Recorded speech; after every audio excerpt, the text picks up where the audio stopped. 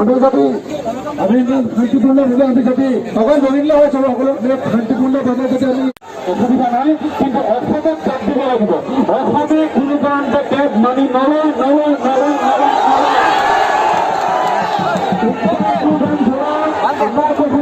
বাদ দিব পাৰিলে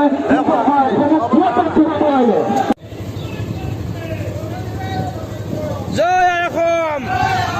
জয় অসম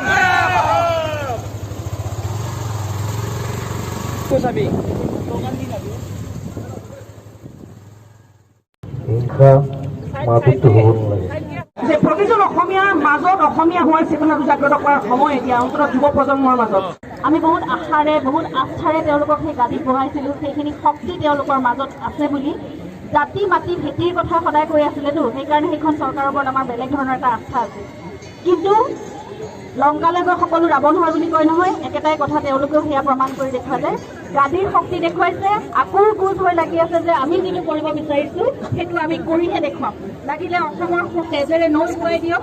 আন্দোলন কৰক যি কওক আমি আমাৰ শক্তি প্ৰতিপন্ন কৰিম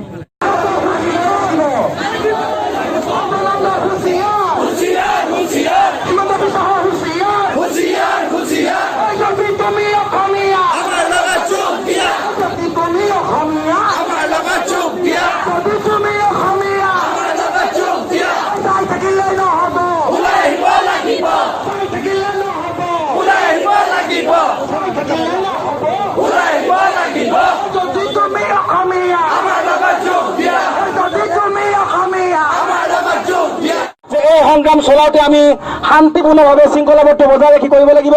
যাতে